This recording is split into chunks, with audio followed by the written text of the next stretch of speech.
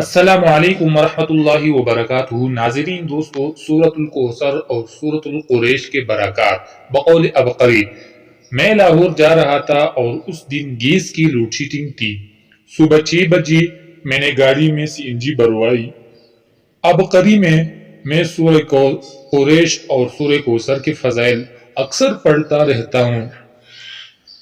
سی N G بھروانے کے بعد میں نے سورہ کوثر پڑھی اور پھر دوران ڈرائیونگ سورہ قریش کا ورد شروع کر دیا۔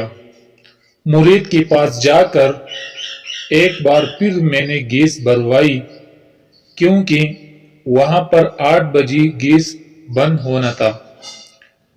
میری گاڑی کا تقریباً 50 کلومیٹر چل چکی تھی۔ میں نے اس کو فل کرنے کو کہا تو صرف 1 کلو گیس سلنڈر میں بھری گئی۔ میں نے اس کو دوبارہ کہا کہ مہربانی کر کے آپ دوبارہ گیس بھریں، شاید آپ کا پریشر کم ہے، لیکن دوبارہ صرف 7 روپے کی گیس بھری گئی۔ میں سورہ قریش کی عظمت اور برکت دیکھ کر حیران رہ گیا اور پھر سفر پر روانہ ہو گیا اور لاہور تک سورہ قریش پڑھتا گیا۔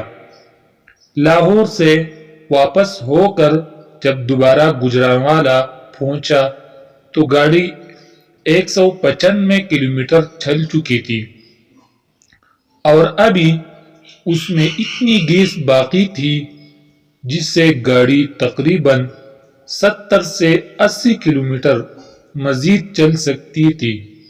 جب عام حالات میں فل سلنڈر میں گاڑی صرف 150 یا 160 کلومیٹر چلتی ہے، لیکن سورہ قریش کی برکت سے وہی گاڑی 230 کلومیٹر چل گئی۔